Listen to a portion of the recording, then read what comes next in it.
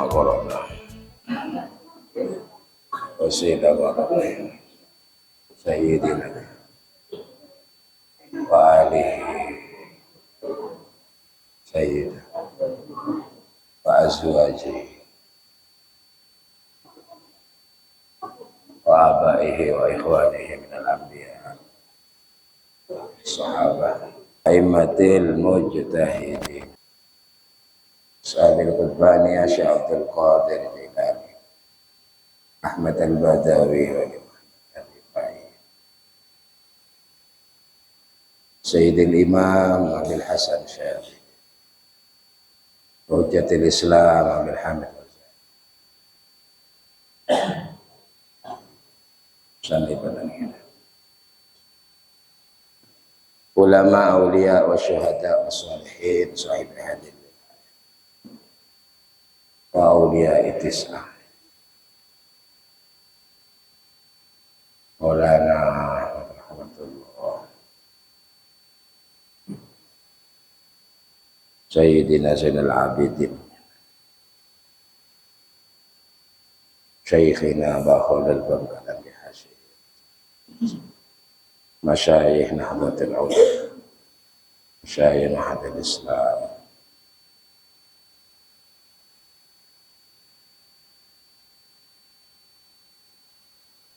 Sayyid Al-Qasir Sayyid Muhammad bin Alawi bin Al-Qasir wa yu'li darajatihim wa yu'idu alaina min barakatihim wa alihim asrarihim walidina jaddatina wa ajdatina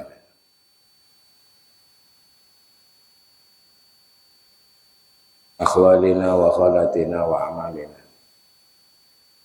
Ahlil kubur minal muslimin muslimat mu'minin wa ya'idu alaina min barakatihim ahlina wa auladina dzurriyyatina fid dini wad dunya wal akhiratil Fatiha. Bismillahirrahmanirrahim. Iyyaka na'budu wa iyyaka nasta'in. Shiratal ladzina an'amta 'alaihim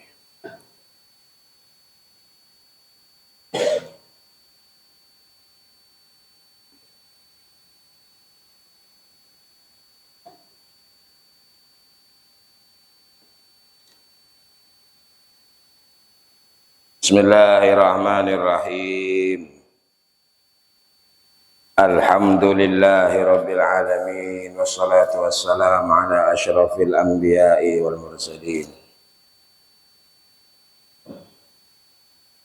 Sayyidina wa maulana Muhammadin wa ala alihi wa ashabihi ajma'in. Subhanaka la ilma lana illa ma 'allamtana innaka antal alimul hakim.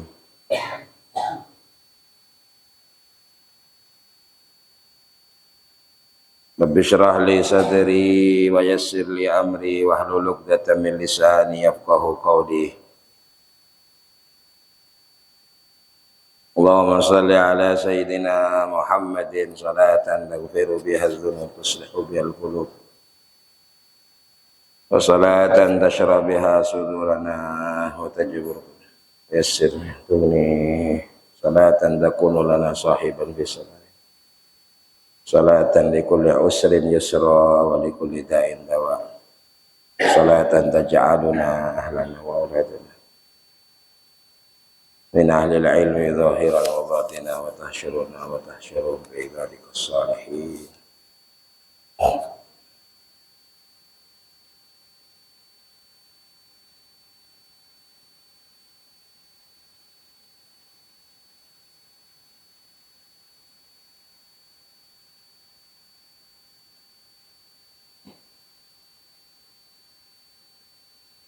Bismillahirrahmanirrahim.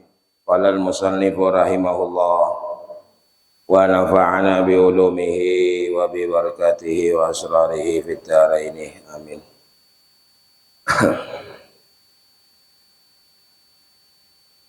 Wa rawa Ibnu Majah annahu sallallahu alaihi wasallam qala menceritakan atau meriwayatkan Ibnu Majah annahu sesungguhnya Rasulullah sallallahu alaihi wasallam qala, beliau bersabda,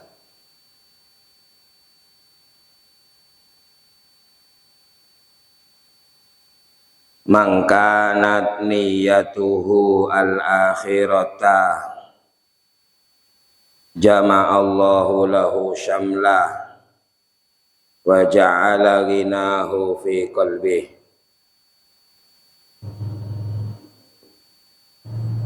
Man barang siapa kanat ada niyatuhu niatnya man al-akhiratah yaitu akhirat, jama'allahu maka Allah mengumpulkan lahu baginya, nya itu kembali ke man, orang yang niatnya akhirat,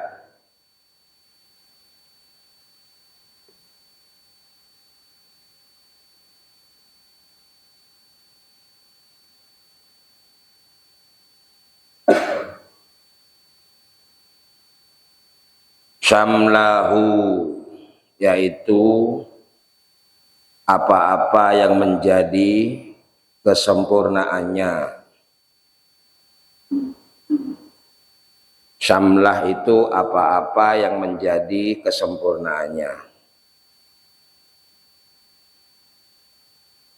Wa ja'ala dan Allah menjadikan ginahu kayanya man, itu kembali ke man orang tadi,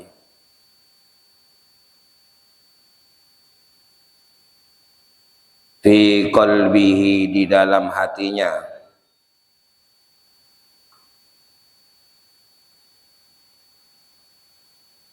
wa atathu dan datang kepada man ad-dunya dunia. Jadi dunia yang datang, roghimatan dalam keadaan terkendali, artinya dikendalikan. Roghimah itu biasanya sesuatu yang dimasukkan ke hidung.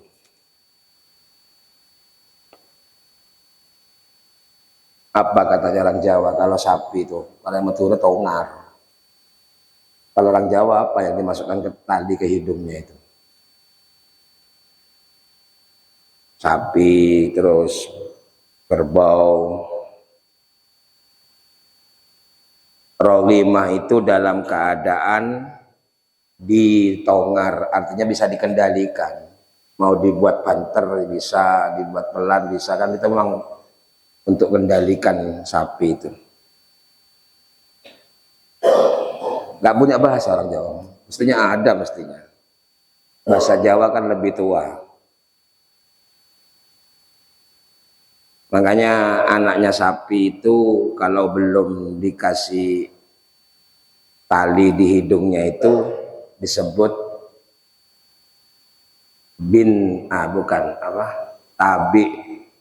Sapi yang tabi itu sapi yang ngikuti induknya kemana-mana. Walaupun nggak ditali kan ikut induknya karena masih kecil. Kemana induknya ya situ. Itu namanya sapi yang usianya masih tabi.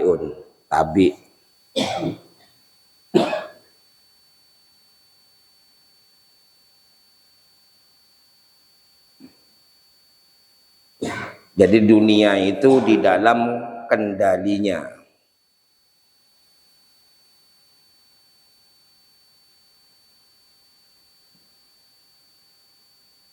Teruskan dulu. Wa man kanat dan siapa orang kanat ada niyatuhu niatnya ad-dunya dunia.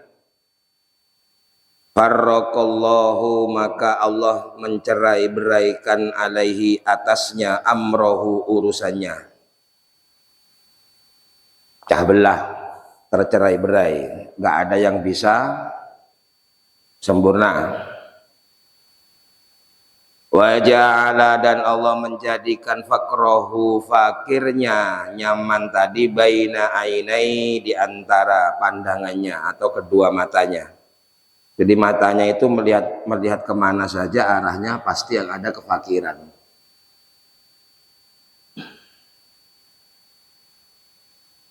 Walam ya'tihi, dan tidak datang kepadanya, minad dunia, dari dunia, illa kecuali ma, sesuatu atau apa, kutiba, yang sudah ditetapkan lahu, baginya. Walam ya'tihi, dan tidak datang dunia, hi, kepada man. Walam ya'ti, dan tidak datang hi, kepada man, minad dunia, dari dunia, illa kecuali ma, sesuatu, kutibah, yang telah ditetapkan. Yang jelas sudah ini ya. Jadi dalam hadis ini sebenarnya ini lebih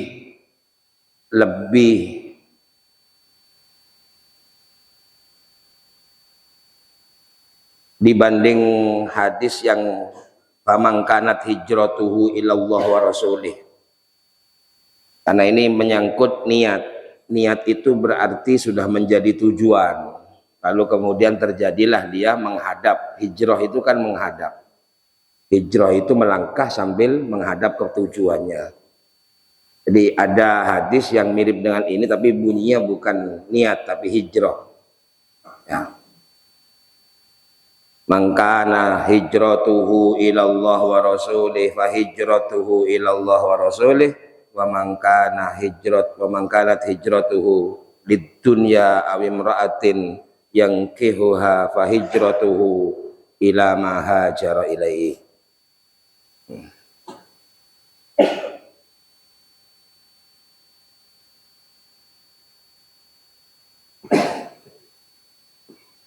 Jadi dalam hadis ini tidak sama kita memahami dengan niat, karena kalau niat yang kita mengerjakan amal itu adalah ada aturannya secara aturan syar'i.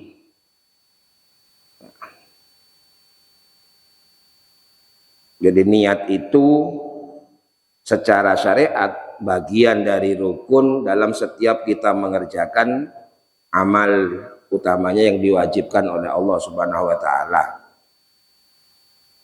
Mengerjakan sholat 5 waktu, di situ ada niat menjadi rukun. Wudu itu niat menjadi rukun. Ramadan niat menjadi rukun semuanya. Zakat, haji itu yang wajib-wajib. Niat itu kemudian kita harus memasukkan apa-apa yang menjadi bagian yang tidak boleh ditinggal dalam niat.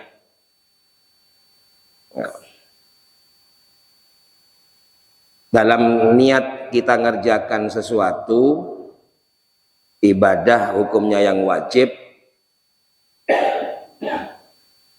maka 3 yang tidak boleh ditinggal: al-qasdu wal fardiyah wat ta'yin kalau bahasa Arabnya. Kalau sholat al-qasdu usolli, harus ada, ngomong usolli itu harus ada kalau bahasa Arab dalam hati itu. Kalau bahasa Indonesianya saya niat, saya sholat, saya ngerjakan sholat. Usolli itu artinya saya ngerjakan sholat atau saya niat sholat. Kemudian al-fardiyah, sebutkan kalau sholat itu fardu, berarti usolli fardo. Harkat itu menjadi fathah ya karena tatanannya memang harus begitu dalam tatanan bahasa Arab. Menjadi objek harus harkatnya fathah. Seumpama orang belajar kemudian bilang usolli fardu, ya nggak apa-apa, nggak sampai batal. Kalau pakai bahasa Indonesia ya berarti di hati. Kan memang di hati itu. Kalau di hati itu berarti terserah yang mau niat pakai bahasa apa. Ya, kalau talafut, kalau membaca niatnya kan sudah diseragamkan usolli itu. Bacaan yang kemudian dilewatkan ke lisan itu namanya talafut, melafadzkan niat, tapi kalau dimasukkan ke hati itu kemudian menjadi niat. Yang rukun itu niatnya, bukan membaca lafadz niat. Kalau membaca lafadz niat itu hukumnya mustahab, ya, sunnah karena menjadi sesuatu yang mendukung kesempurnaan niatnya. Paling enggak ngajak konsentrasi lah sebentar. Jadi urutannya usolli fardho, kemudian ta'yin itu nama sholatnya. Nama sholatnya kalau duhur ya disebut duhur, kalau asar ya asar. 3 ini yang wajib harus ada ketika kita berniat. Dan niat dalam sholat muqtarinan bitakbiratul ihram, bersamaan dengan takbiratul ihram. Tambahi lagi satu kalau jamaah, sudah saya ulang-ulang itu, yang penting-penting.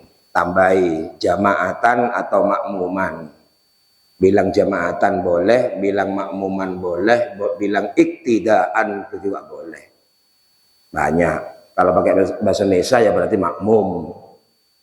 Jadi 4 rakaat kalau duhur, mustaqbilal qiblah, lillahi ta'ala, itu gak harus.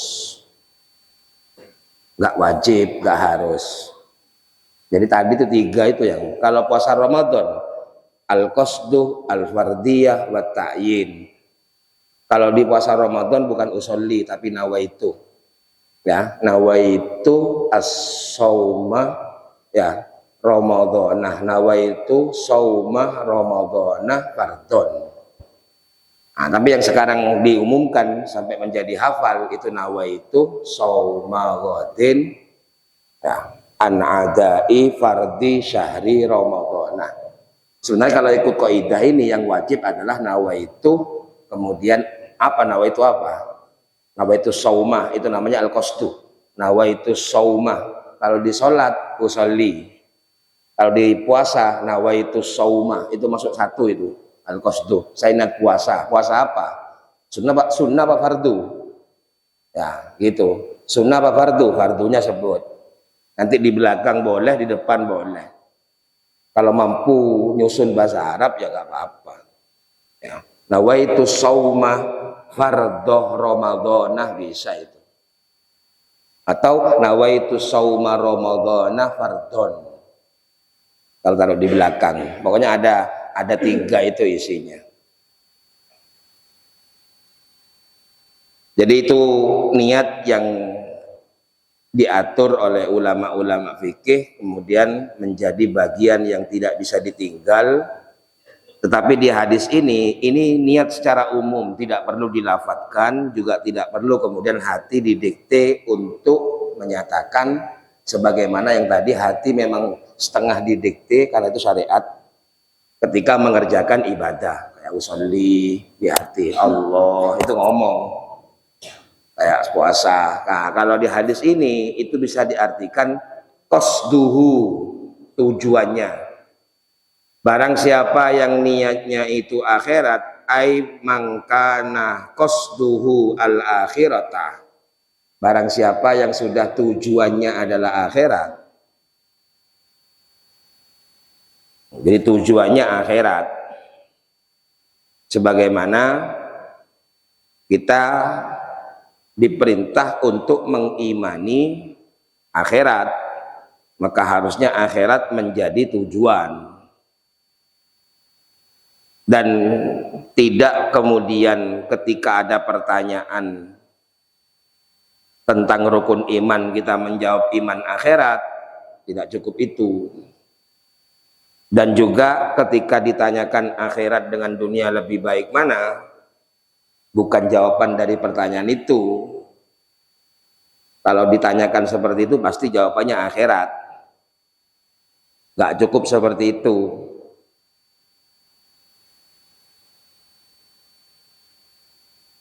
Tetapi iman kepada akhirat adalah menjadikan akhirat sebagai tujuan. Ketika sesuatu itu kemudian dijadikan sebagai tujuan, maka tolak ukurnya itu juga bertolak ukur kepada apa yang menjadi tujuannya. Berarti tolak ukurnya hidupnya tolak ukur akhirat, bukan tolak ukur dunia. Nah, terus bagaimana kemudian hidup ini bertujuan kepada akhirat? Maka sudah saya pernah sampaikan itu. Jangan bertujuan ke dunia. Gak usah bertujuan ke akhirat, karena akhirat itu tidak bertempat. Ya, karena akhirat tidak bertempat dan sifatnya masih gaib, maka faktor-faktor yang akan membangun kita menuju ke akhirat itu gak jelas, gak akan kita tahu. Ya, jadi perangkat-perangkatnya juga gak akan pernah ada kejelasan. Kalau Nabi Muhammad SAW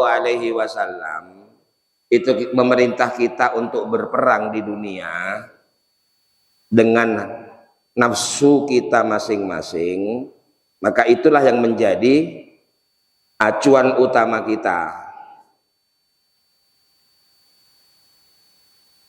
Jadi memerangi keburukan, karena nafsu itu adalah sesuatu yang akan membawa kita kepada atau memerintah kita kepada keburukan. Jadi perang kita adalah perang memerangi keburukan yang menjadi kendala niat kita untuk menuju ke akhirat. Jadi gak perlu kita merekayasa atau memaksakan diri supaya hidup ini bertujuan ke akhirat. Walaupun memang tujuannya harus akhirat, tapi bukan gitu caranya. Kita memaksakan, apalagi nanti saya sampaikan lagi, ikraha fiddin, agama itu gak bisa diukur dengan paksaan. Kalau masih paksaan itu bukan agama. Ya, belum bernama agama kalau masih paksaan itu. Ya. Karena agama itu melahirkan kesadaran yang tidak terbatas. Intinya agama melahirkan kesadaran. Ya.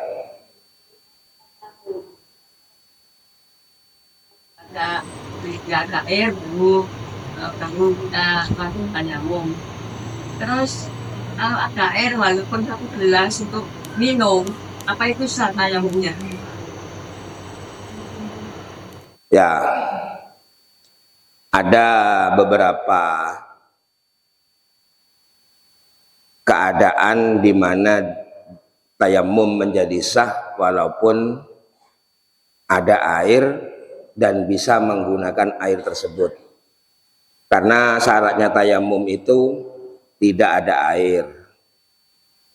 Kan begitu syarat tayamum, kalau nggak ada air. Atau ada air cuman nggak bisa pakai, nggak bisa menggunakan air, itu baru boleh bertayamum. Sudah ya, itu hukum umumnya dulu. Tayamum itu ketika tidak ada air atau ada air tapi tidak bisa menggunakannya. Termasuk ada air tapi nggak bisa menggunakan, berarti orangnya sehat ya. Ada air tapi orangnya sehat. Kalau orang sakit jelas nggak bisa menggunakan, namanya sakit.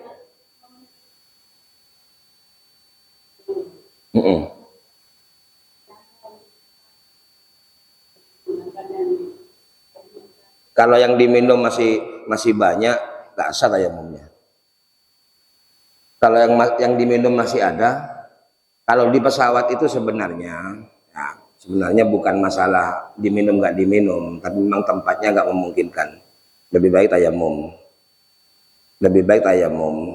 Jadi kalau bisa wudhu ya wudhu, tapi tayamum boleh kalau di pesawat, karena itu daruri. Kalau masalah yang diminum, insya Allah gak seberapa haus, paling perjalanan. Yang maksudnya gak bisa diminum itu, kalau yang gak ada diminum itu, kalau setelah dibuat wudhu gak ada lagi. Kalau sampai pakai wudhu masih ada, itu berarti gak sah tayamumnya. Kalau air tadi dipakai wudhu, ternyata masih ada yang mau diminum, kan mesti ada persediaannya itu kalau di pesawat. Kalau umpamanya dibatasi, ya itu baru. Tapi sudah umum kok itu. Kalau di kendaraan itu lebih baik tayamum saja. nggak mungkin bisa berwudu karena tempatnya nggak memungkinkan.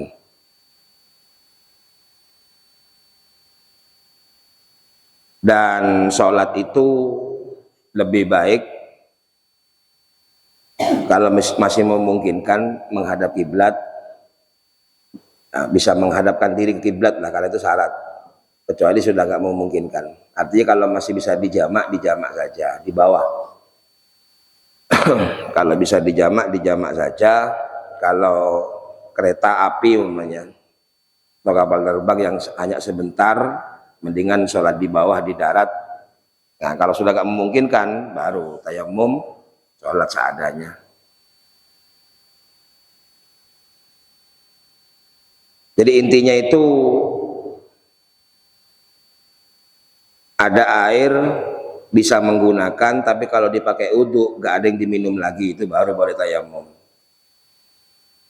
Atau ada air tetapi membutuhkan terhadap air tersebut hayawanun muhtaram. Hayawanun muhtaram ini hewan yang mulia. Kalau bilang hewan yang mulia berarti pertama manusia, karena manusia itu adalah hayawanun nautik. Sebenarnya hewan tapi bisa bicara, katanya ilmu usul itu. Jadi al-insan hayawanun nautik, manusia itu hewan tapi bisa bicara, itu yang bikin beda. Nah, lainnya nggak bisa bicara. Ya. Manusia bisa bicara. Makanya perilakunya sama. Makan, tidur, semua binatang itu, semua hewan, reproduksi, berkembang biak. Kalau kita belajar biologi itu kan, makan, tidur, kemudian reproduksi. Itu berarti, makanya jangan tersinggung kalau manusia dikatakan hewan. Tapi bedanya hayawanun nautik, hewan yang bisa bicara. Karena bisa bicara, maka bicaranya harus menjadi pembicaraan yang kalam. Makanya di Quran itu disebut kalam. Kalam itu memenuhi standar satu, harus tersusun dari huruf.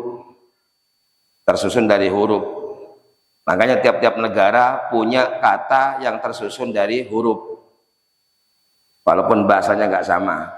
Ya, kalau Arab hijaiyah kan begitu, pasti itu. Bahasa Cina juga ada konsonan, ada vokalnya, semuanya ada. Harus terdiri dari beberapa suku kata. Kemudian biar kalam harus mengandung faedah. Kalam atau pembicaraan yang berfaedah itu pertama harus benar dulu, kemudian disampaikan dengan cara hikmah supaya nyampe menjadi kebenaran. Itu namanya supaya kalam, namanya istifadah, ngasih faedah. Ya. Jadi kalau itu gak berfungsi, ya gak ada bedanya. Bahkan nanti bisa lebih hina, katanya Allah, balhum adhol. Ulaika kal an'ami balhum adhol. Mereka seperti binatang, tetapi justru malah bisa-bisa lebih hina. Makanya ulama gak salah bilang manusia itu hewan, tapi yang bisa bicara. Makanya di fikih ada hayawanun muhtaram. Hayawanun muhtaram. Paling penting nomor 3. Supaya omongannya manusia yang hewan tadi gak seperti yang lain, maka harus bil wadha, harus merdeka. Omongan harus merdeka, harus sadar. Omongannya orang sadar dengan orang gak sadar beda. Ya. Yang memaksa kita, nafsu kita. Omongan orang yang masih dikuasai nafsu beda dengan dengan omongannya orang sudah merdeka. Apa nafsu itu? Selalu mengajak keburukan. Kalau dibagi cuma 2, pokoknya nek wis duwe kepentingan sampai keinginan, itu omongannya sudah gak istifadah. Kelihatannya aja baik. Jadi yang harus dilepas cuma 2 ini aja, kepentingan dan keinginan. Kepentingannya adalah kepingin menjadi orang yang dihormati, dibesarkan, dipuji, diakoni, keinginannya gak mari-mari, kepindu akeh. Bisa ikut dunia. Ya, dua itu saja. Manusia itu sifatnya suruh ngelepas dari itu. Selama ini masih dua masih berlaku, ini namanya penjajah ini. Jajah kita terus ini. Nah, jadi doa kita kadang-kadang berhenti kepada Allah gara-gara dianggap minta yang nggak dikasih-kasih. Berhenti. Atau nanti kalau sudah dikasih nggak butuh, nggak minta. Atau minta terus karena nggak dikasih-kasih, maksa. Dikasih minta terus karena kurang. Ada 4 keadaan ya. Ada 4 keadaan. Kalau sudah lepas dari 4 itu selamat sudah, enak. Perhatikan. Kalau kita minta kepada Allah itu ada 4 keadaan. 1, minta terus karena nggak dikasih, maksa, entah pakai apa terserah. Terus minta terus karena dikasih. Artinya apa? Ya kurang terus. Atau berhenti minta kecewa karena nggak dikasih, berhenti minta karena ketika nggak butuh. Karena kalau sudah nggak punya kepentingan, nggak punya keinginan, nggak minta.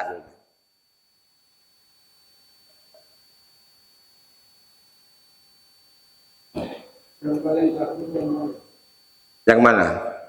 Minta terus.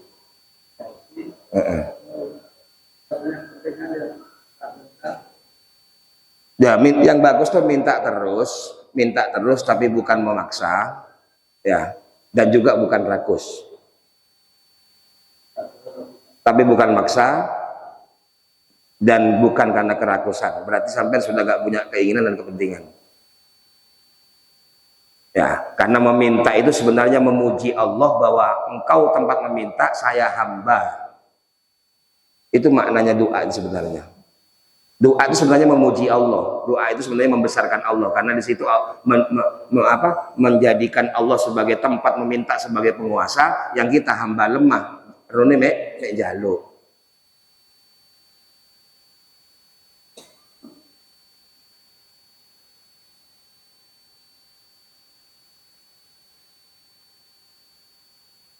Sudah ya, saya kembalikan ke ini lagi. Jadi kalau niatnya niat akhirat, tujuannya tujuan akhirat, maka dibalik. Jangan bertujuan ke dunia. Nah, jadi jangan bertujuan ke dunia. Ketika dunia tidak menjadi tujuan, maka hidup ini jangan bertolak ukur dengan ukuran dunia. Itu bukti kalau dunia bukan tujuan. Harapan baik itu disampaikan ke Allah, dan ketika terjadi itu bukan lantaran tuntutan kita dituruti Allah, tetapi karena memang ketetapan Allah Subhanahu wa taala. Terakhir itu tadi, apa saja yang terjadi di dunia itu illa ma kutiba lahu, kecuali sudah ditetapkan oleh Allah Subhanahu wa taala. Kalau ada orang ngomong begini, Allah itu memberikan istijabah kepada orang yang minta. Allah itu akan menjawab setiap permintaan hambanya. Benar. Allah akan menjawab setiap permintaan hambanya. Tetapi jangan berasumsi bahwa setiap permintaan itu akan diberikan sebagaimana keinginan kita. Kalau Allah menjawab permintaannya hamba, iya. Jangan dirubah-rubah itu tauhidnya. Tetapi yang kemudian akhirnya sesuai dengan kehendaknya, sesuai dengan keinginan yang minta yaitu manusia, itu yang nggak benar. Itu sudah bagiannya itu. Bagiannya bukan karena permintaannya, bukan karena jenisnya yang diminta terjadi betul. Ada orang ya minta karena nggak punya anak lama, hanya minta anak kepada Allah, terus dikasih anak. Ya. Itu sudah bagiannya itu. Sudah bagiannya. Terus mintanya itu untuk apa? Mintanya untuk memuji kepada Allah sebagai Allah tempat meminta, kita sebagai hamba. Dengan kita meminta kepada Allah yang sudah tahu bahwa itu sudah menjadi bagian pasti sampai, itu berarti dia membesarkan Allah. Padahal dia sudah paham bahwa gak diminta pun sudah jadi bagian. Ketika minta itu didorong dengan harapan yang kuat, itulah yang disebut dengan iradah, kehendaknya Allah, harapan tadi itu. Punyanya Allah semua, yang mana yang bukan punyanya Allah? Ketika ada iradah, kehendak untuk berharap, kemudian sampai lampiaskan dengan cara diam gak minta, itu sampai deteksi. Gak mintanya itu karena skeptis, karena putus asa, apa gak mintanya sudah karena tawakal, apa katanya Allah itu. Kalau gak mintanya karena putus asa, ya salah. Ya, pasti karena dia minta gak pernah dikasih berarti itu. Wes malas wes suwe jalo hati kayak gitu kan. Atau gak mintanya karena diserahkan kepada Allah Subhanahu wa taala. Itu macam-macam. Jadi yang tahu itu yang kenal itu. Jadi kalau sampai tanya yang bagus, minta saja kepada Allah. Yang perlu kita rubah cara berpikir kita adalah Allah mengikuti permintaan kita, Allah mengikuti kehendak kita. Itu yang perlu dirubah. Artinya apa? Ketika kita minta kemudian terjadi apa yang kita minta, itu menjadi bagian yang sudah ditetapkan sebelum kita minta. Lalu untuk apa fungsi kita minta? Ibadah. Bersandar kepada Allah. Menunjukkan bahwa dunia ini diatur oleh Allah, makanya aku jaluk. Apa gak mulia begitu itu? Daripada sampai menganggap bahwa yang sampai minta dituruti. Kan hanya itu ngaji itu belajarnya. Mana ada Allah nuruti manusia itu? Saya sudah pernah nyampaikan, kalau orang-orang yang dekat dengan Allah, kenapa kalau minta kok terjadi terus? Gak terjadi terus, mereka jarang minta. Kan salah persepsinya itu. Banyak yang harus diperbaiki. Katanya orang kalau sudah dekat dengan Allah, wali penjaluk DKI. Masalahnya wali gak tahu jaluk. Gak pernah minta. Bukan sering-sering minta maksudnya. Dan mintanya pasti untuk kemaslahatan umum, bukan pribadi. Dan irodahnya muncul, itu karena irodahnya Allah. Karena kemarin-kemarinnya gak pernah punya irodah. Kenapa? Karena gak pernah punya kepentingan dan keinginan. Kalau kita ini terlalu banyak minta karena masih banyak keinginan kepentingan. Sehingga semerawut akhirnya. Masih banyak keinginan di hati, masih banyak cita-cita, masih banyak harapan, masih banyak kepentingan. Makanya kemudian disalurkan lewat minta. Boleh itu, bagus itu. Benar sudah. Tetapi pahami bahwa minta di sana adalah membesarkan Allah, menganggap Allah Maha Pengatur, Maha yang menetapkan, yang saya hamba, makanya minta kepada zat yang tempat diminta.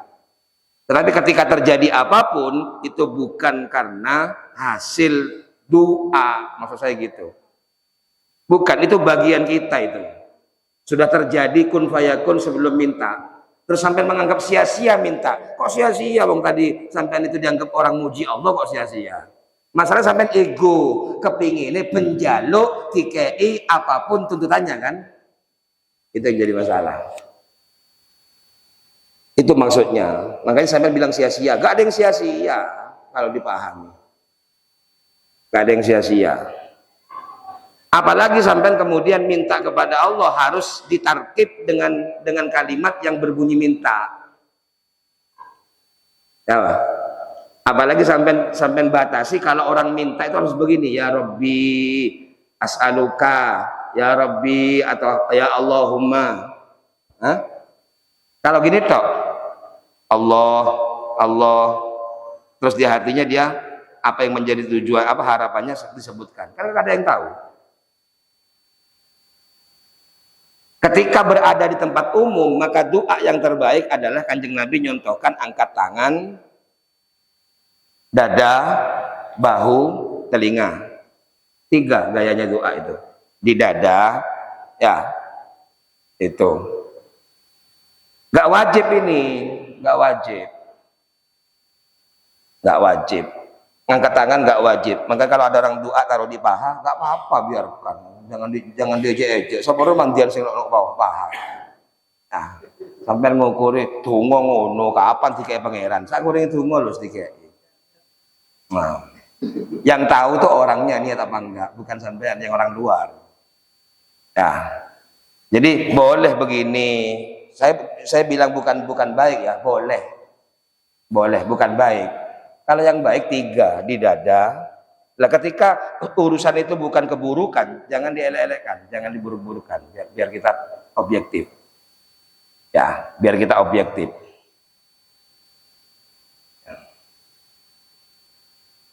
Karena begini, sing penting iku donga telapak tangan dihadapkan ke langit.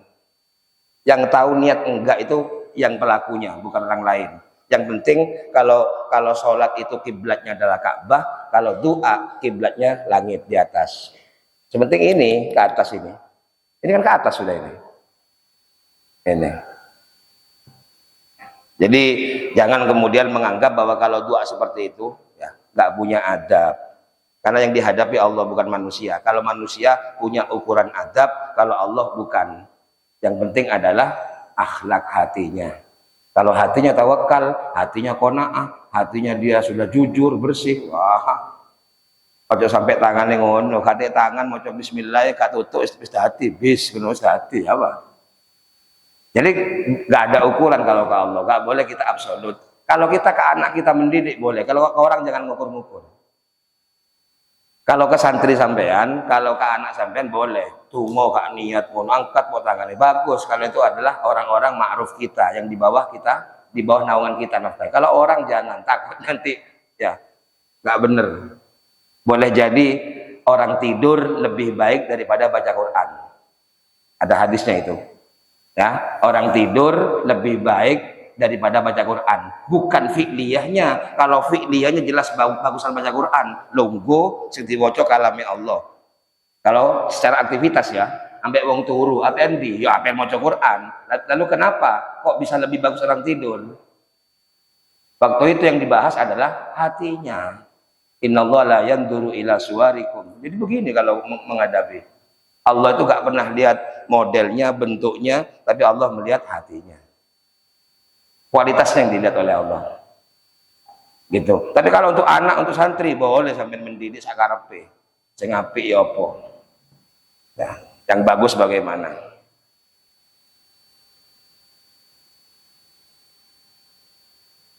Jadi ada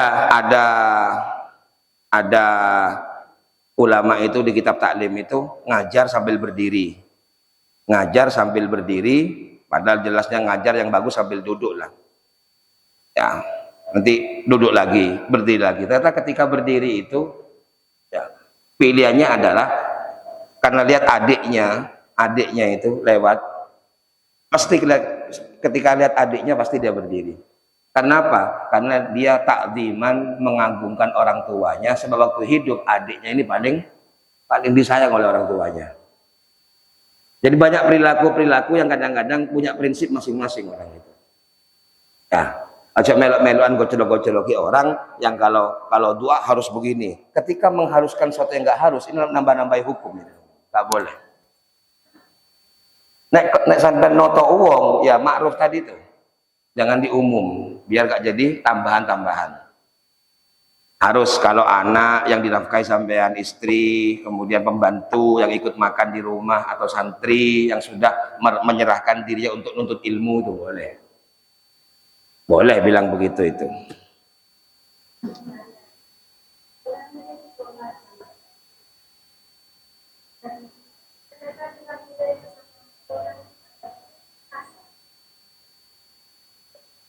Saya menanyakan apa?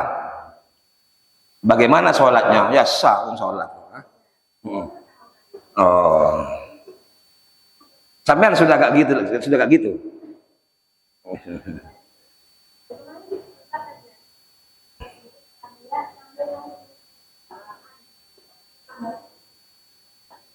Beda kalau akhlak bukan bawaan. Akhlak bukan bawaan, ya. Akhlak buruk itu bukan bawaan. Akhlak buruk itu karena fitrahnya sudah berubah. Kalau tobi'i itu asli itu adalah bukan akhlak.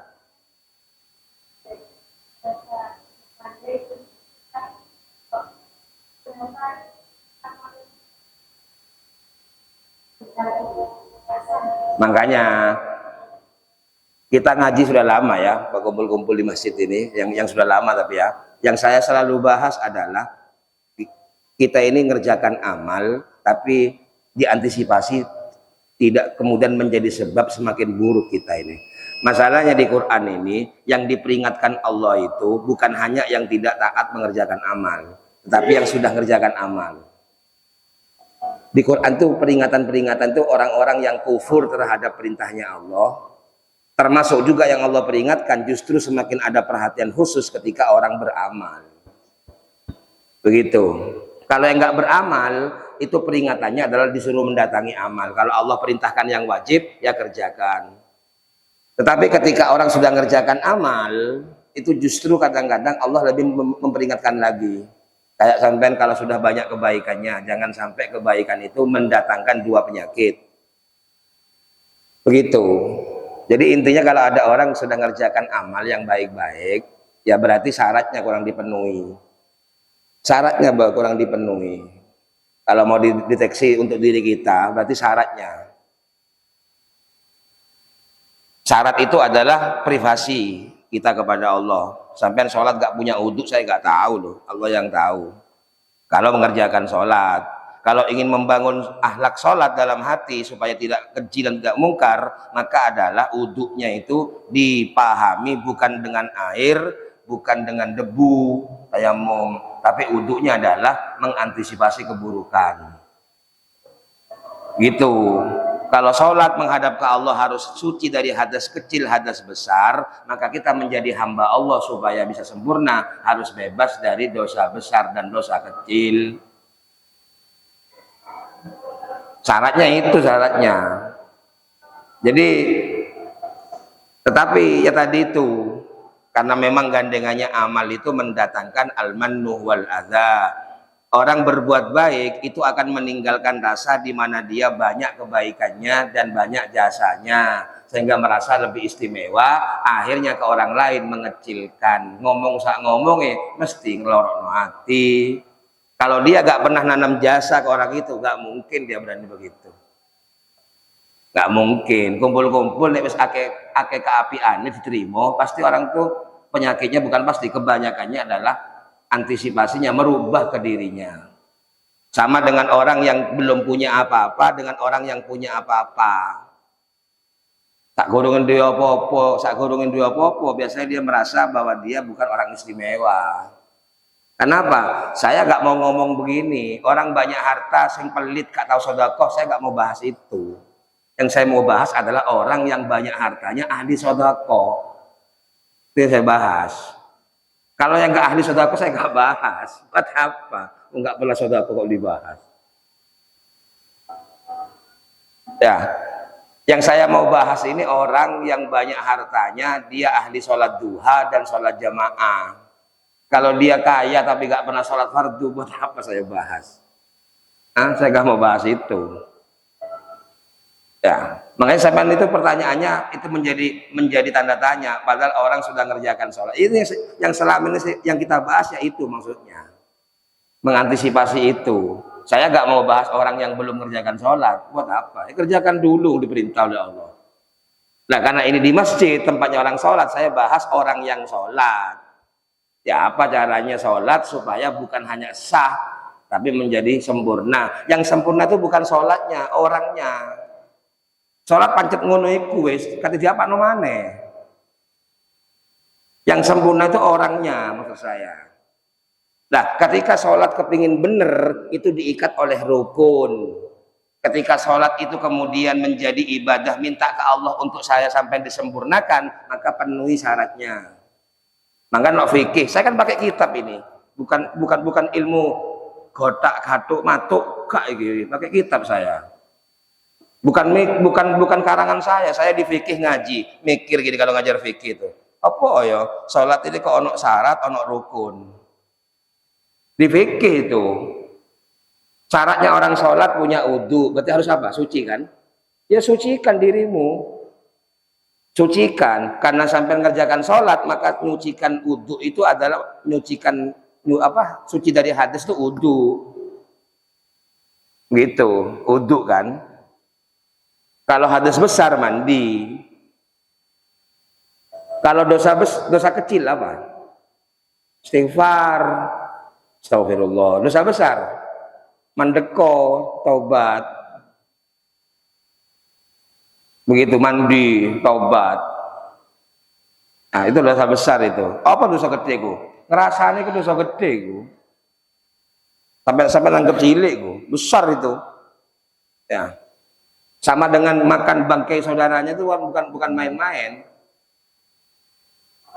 Nah, katanya ulama, saya ini mencari bagaimana bisa sampai kepada Allah, ternyata ini namanya mujarrabat ya. Saya cari jalan, selalu cari jalan untuk menuju ke Allah. Bisa sambung tenang gitu hidup ini. Ternyata saya temukan bihifdzil lisan, dengan menjaga lisan.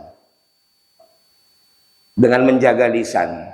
Lah, lisan itu bisa terjaga itu kalau dadanya lapang. Sampai ojo ngempet. Sampai ngempet jebol. Sampai mangkel jebol, sampai pusing jebol. Wong sampai ngempet. Ngempet itu bagian dari latihan, boleh. Tapi lisan yang terjaga itu adalah lisan yang tempuhannya adalah mencari bagaimana dadanya bisa lapang. Sing bagian nyempit no dodo urusan dunia iki pasti nek sampean kakek keinginan tambah sempit sampean. Kebutuhan saya sampean sudah dipenuhi oleh Allah. Keinginan sampean dengan saya itu nafsu. Ojo moksoan. Salah berkeinginan, bener gak salah. Namanya itu keinginan nafsu.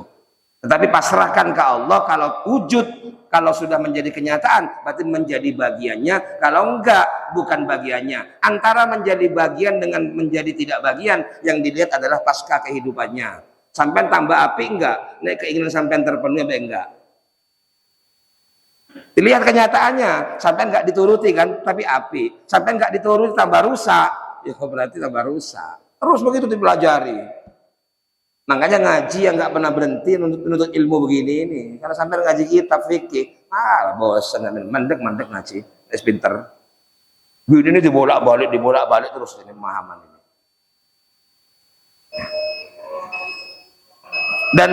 Dan butuh waktu lama, gitu. Butuh waktu lama. Maghrib sampai isya gak cukup asli ini. Saya juga bingung ya mau yang saya sampaikan. Kadang-kadang saya sampaikan kepingin urut sak keluarnya biar urut. Nah, tadi tuh ada kebutuhan tanya, pedot kabeh, hilang semua. Namanya ngaji kan begitu loh. Jadi sengaja. Jadi kalau saya bicara itu sak keluarnya terus keluar, biarkan terus keluar gitu. Dan kalau ada orang tanya masuk gak direken. Setelah ada tanya, saya ingin sempurnakan jawaban terus. Bisa kemana-mana. Ya. Allah Ta'ala alam bisawab. Al-Fatihah.